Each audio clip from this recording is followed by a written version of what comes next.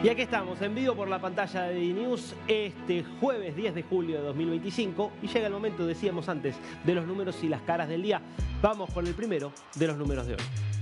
2 euros es el monto que el Parlamento Europeo analiza cobrar de tasa, porque no sería propiamente un arancel, sino una tasa, a los paquetes que vienen del exterior del país, del exterior del bloque en rigor, por montos inferiores a los 165 euros. Esto apunta esencialmente a dos plataformas chinas muy populares, no solo en Europa, te diría que ya en todo el mundo son muy populares, están llegando también fuertemente a América Latina, que son Shein y Temu. Shein principalmente de venta de ropa muy barata, y Temu que vende ropa, pero además otro tipo de cosas que realmente vienen copando cada vez más el mercado del e-commerce por los precios ridículamente bajos.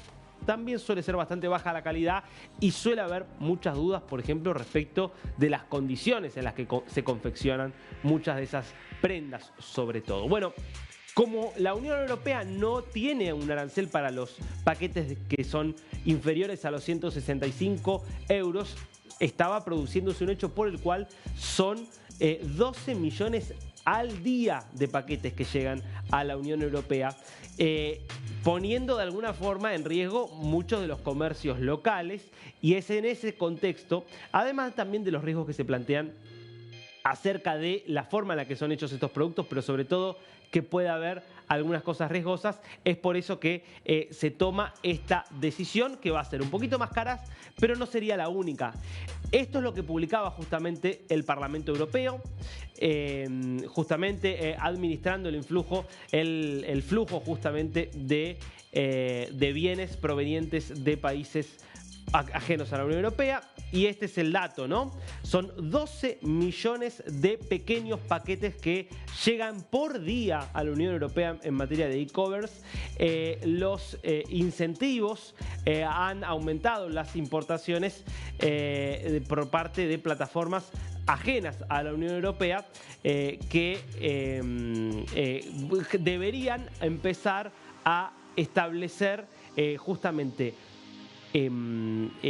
depósitos dentro de la Unión Europea. Y dice también allí se va a establecer un arancel, en realidad una tasa de 2 euros para cada paquete individual, que podría ser útil siempre y cuando cumpla con las reglas de la Organización Mundial del Comercio. Además de justamente alentar que haya cadenas de valores y una mejora en la tecnología de la inteligencia artificial. Son algunas de las cosas que se discutieron en esta iniciativa, que contó con el respaldo masivo de más de 600 eurodiputados. Todavía no es una ley, es un primer paso, pero la idea aquí del bloque europeo es por lo menos empezar a controlar un poquito más lo que viene a partir de estas plataformas de e-commerce chinas.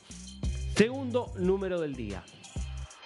Bueno, una historia increíble, un mensaje en una botella que recorrió más de 2.000 kilómetros y que recorrió 13 años. Es la historia de una pareja que en el extremo este de Canadá, hace 13 años, después de una cena en el marco de un viaje, decide tomarse un vino en la cena y en esa botella de vino introducir un mensaje. El mensaje podemos verlo, esta es la botella justamente, y este es el mensaje, que básicamente dice, está firmado por Anita y Brad, que cuenta que habían hecho un viaje durante un día en la isla Bell, en el extremo oeste de Canadá, y que, bueno, si querían obviamente lanzar este mensaje al mar para que lo pudieran encontrar en alguna otra parte del mundo, y que si lo encontraban, por favor, lo llamaran a un número telefónico. Y daban ahí un número de teléfono. Bueno, 13 años después, otra pareja en el extremo oeste de Irlanda, justamente en la isla de Irlanda, en Europa, encuentra la botella, claro, después de que estuviera 13 años navegando a la deriva en el mar.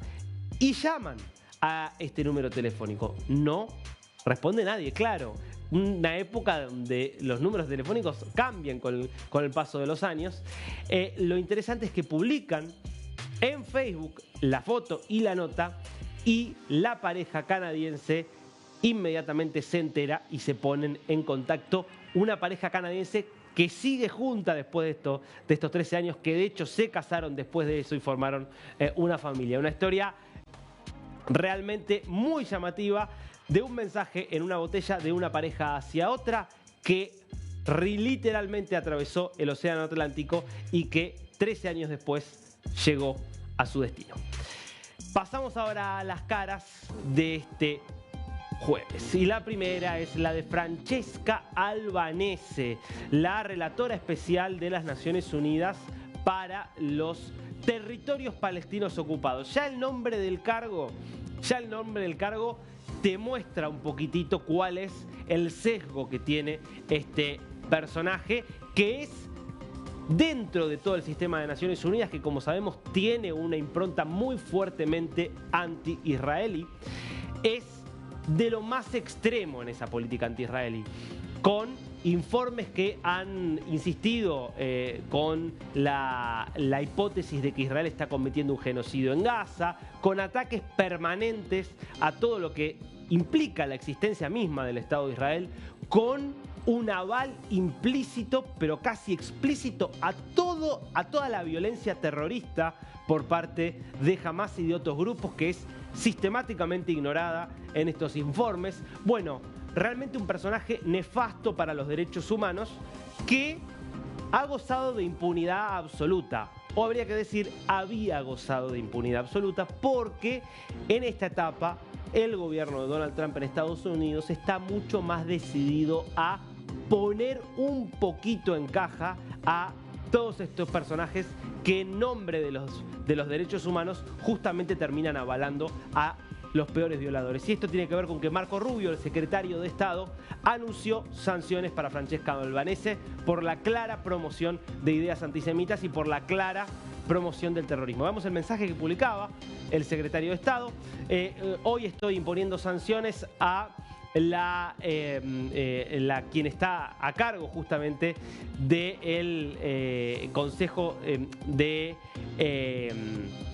del Consejo de Derechos Humanos de la ONU para Palestina, por sus esfuerzos ilegítimos y vergonzosos para promover ante la Corte Penal Internacional acciones en contra de Estados Unidos y de Israel, y de funcionarios estadounidenses e israelíes, además de compañías y altos dirigentes. La campaña de Albanese de guerra política y económica en contra de Estados Unidos y de Israel ya no va a ser tolerada.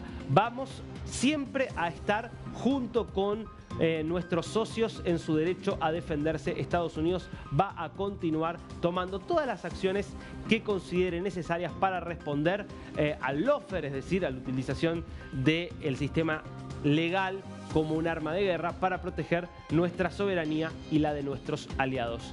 Contundente entonces Estados Unidos contra un personaje sin dudas nefasto que ha hecho mucho realmente por lavar la cara y la imagen del terrorismo palestino. Y pasamos al segundo rostro del día, que nos va a llevar también a Estados Unidos, pero para hablar de otra cara de Donald Trump y de su administración. Me estoy refiriendo al presidente de Liberia, Joseph Boakai, que fue invitado a la Casa Blanca, tuvo una reunión con el presidente Donald Trump, y algo de la forma de hablar de Boakai sorprendió al presidente Trump. No tendría que haberlo sorprendido, pero lo sorprendió. Mira y te lo cuento. Well, thank you. It's such good English, such beautiful. Where did you learn to speak so beautifully? Where were you educated? Where? Yes, In Liberia. yes, sir. Well, that's very interesting. It's beautiful English. Sure. I have people at this table can't speak nearly as well. Very And good, they, sir. Thank you. Claro, Trump estaba muy sorprendida de lo bien que hablaba inglés Joseph Boakai, cuyo idioma original es el inglés, porque Liberia es un país donde se habla el inglés porque fue una colonia británica. Bueno, esto significa que Trump había recibido al presidente de Liberia sin ni siquiera saber que en Liberia se habla inglés como lengua principal oficial. Bueno, cosas que pasan, ¿no? Que no deberían pasar, pero que terminan ocurriendo en el mundo y que, bueno, tiene que ver con este tipo de liderazgos que, digamos, mucho no les importa a algunos países y no tienen ningún problema en mostrarlo y demostrarlo como lo hizo en este caso Donald Trump.